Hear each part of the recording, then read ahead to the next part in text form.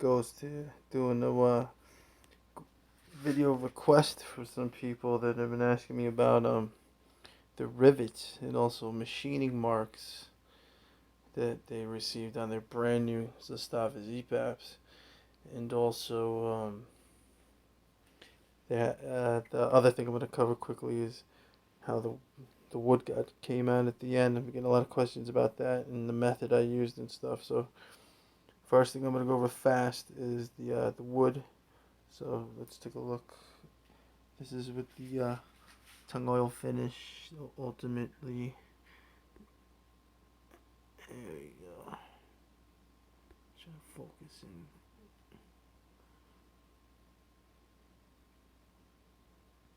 Again, this is in 4K, but it takes a little while for YouTube to get it to actually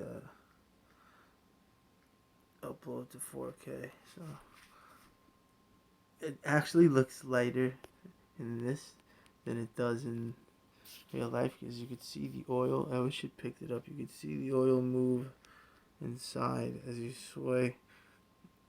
Yeah, I really wish I picked it up. Anyway, so there you go. As far as the wood, I'll show you the other side when I flip it over. And I could toss a link to the person who actually learned the method from. He does refinishing of bakelite and of wood furniture. So now let's get on to these rivets. Come down a little closer. Focus in. There we go. Now the thing with rivets is, if any of them are cockeyed and they're like kind of slanted, that's not good. It's gonna put all the stress on any rivets that are actually straight. So you're gonna end up with stress and wear, and eventually it's gonna break. So I see a lot of people sending me messages that on popular forums that they're posting up pictures that I see where it is pretty bad, where you can see it's crooked up like this. People are sticking cards under. If you have that problem, return it. If it's bent sideways and stuff, if you have a little tiny little bit and it's straight, and you can fit your fingernail on it like that and stuff, you're good. Don't be sweating. It's a big deal. So let's look at my rivets from the second batch. This is the May batch. This came in I got at the end of May from Atlantic. Take a look here.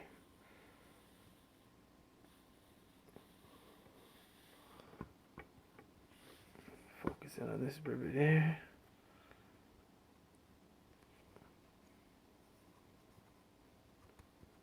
I can't even get my finger out, barely under there.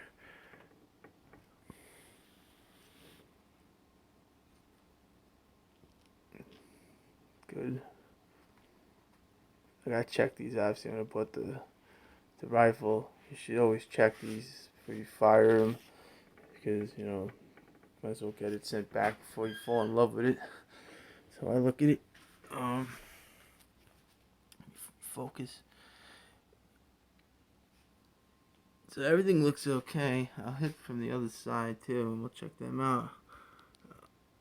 And some people also, I'm gonna go over everything. Why not?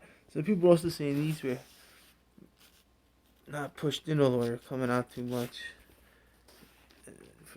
Everything seems to be fine on mine. It's pretty dark, right? So let me get the light to actually show it, and that would help. I mean, you can see everything's set right for mine. That's for your front sight post. I mean, this is what holds onto the barrel. I don't know. I think maybe quality control on some of them wasn't that good. I don't know. I lucked out, I guess. But I don't think so. I don't think it was that big of a problem. So, and really, unless, like I said, the rivet is bent to the side, it's not a big deal. But you're entitled to what you paid for, which should be a perfect riveted gun. So let's take a look at the other side here. Here's the wood first.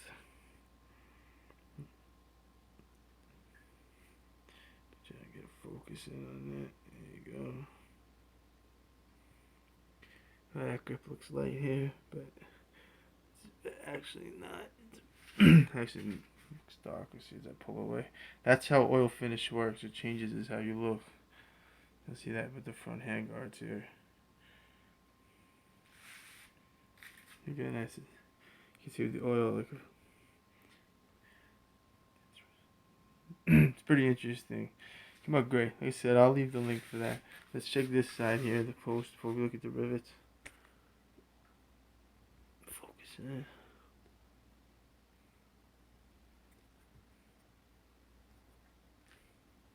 Looks good to me. Yeah, I'll get to it. I didn't like it, but soon. Let's get to the rest of the rivets now. On this side. Focus in. Okay.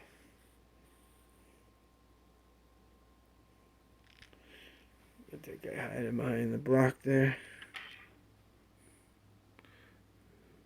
Sight roadblock. Again, I can't even get my finger in there. Let's keep going over here. Bear with me. Come on, focus in right on that rivet. Thank you. Get my other hand. Okay, so I'm good. These are all good. They're all good. So, yeah, they're all good. So, you'd be looking for one that's cocked out. Like, you'd see a bend in it. And also, you would see it inside. They could see underneath. You would see it. Obviously, you could take off the cover and look inside for any kind of deformations in the head. I got some dog hair on there. Still some cosmoline on it. That's for sure. So yeah, my rivets look fine. And this is the second batch. And though it's funny, is it kind of looks now like the new maple tiger stripe that they're selling in this lighting, but this is not. This is, I refinished like the just American walnut. Now, next thing up, you flip her back over. Next thing that people were asking me about was, you have machine marks on your handguards. Now, I don't know if you guys picked them up, but yes, got that. I do have some machine marks on the handguard. And that's not the handguard. That's the ferrule that holds in the lower handguard, for everybody that's wondering. Get it on there. I don't know if you can see it. Like, you can see the machining marks. I really don't care. I didn't even notice till somebody actually asked me. And when I took it apart, I mean, you take this right off and get a new one if that really bothers you. I wouldn't. You don't send back a rifle for that. That's not a big deal. I don't know even why it's machined. It's probably surplus part. They who knows? Probably just blasted it and slapped some paint on it. Because these are definitely, and that's gonna brings me to the next thing that I was asked, and that is why is the machine marks on my mags? So let's pop the mag out of here without the gun falling off, and you'll actually see the machine marks. Flip this over.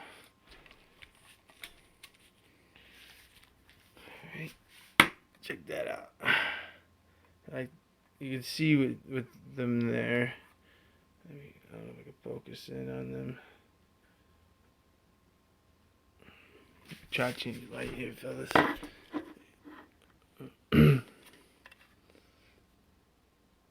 There we go. That's it. See them? See the machine marks? It's tricky. Yeah, see it? Nice. See them all nice and swirly. And I'll tell you why I think that is. This is what my thoughts on that problem. When you import a rifle, you need 922R parts. Okay? You need to have enough American-made parts on it to stay, federally legal in the United States.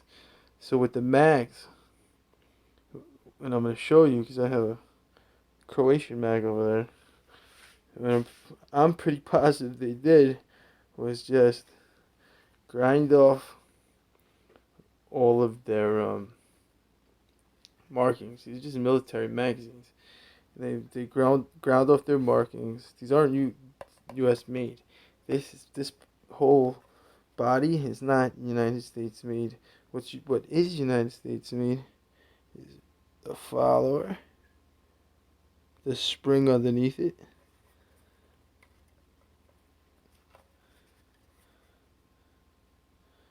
and the bottom plate. So that's your three parts you'll see in your manuals. The magazine, it's not fully made in America, so they probably machined them out. And these are, I'll show you now here. These are brand new in the Cosmoline still. Looks pretty. I would open it up, but I don't feel like getting that crap all over my hands right this minute, to be honest. But you can see they're the same exact, because Croatia used to be part of Yugoslavia, which was run basically by Serbia, and that's what the whole wars were about, So that communism fell and everybody wanted to split away from Yugoslavia, become their own countries. That's a little history lesson for you. It wasn't necessary, but now here, see, you got steel followers, but this is a full, see how made in Croatia magazine.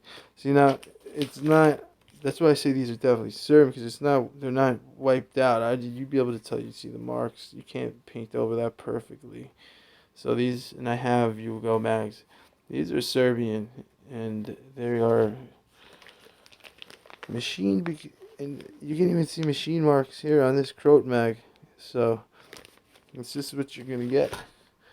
That's totally normal. So that's nothing to worry about either. If you do have a problem, contact Zastava. I don't work for them. I'm not a AK operator. I'm just a normal dude who's a reviewer for stuff and shoot straight. So I mean, I'm not getting paid by anybody to tell you anything's great or anything's good. Just this is what it is. So hopefully I helped somebody out here with this video. This was the unexpected part 2 on the Yugo ZPAPM70 issues. Is what I guess we'll say is their issues. And the issues that I did have, I'll close with, are very minor. What a bitch to get off the gas tube. It was very big pain in the ass. It's not slanted or anything. Everything lines up. It's okay. It was just tight.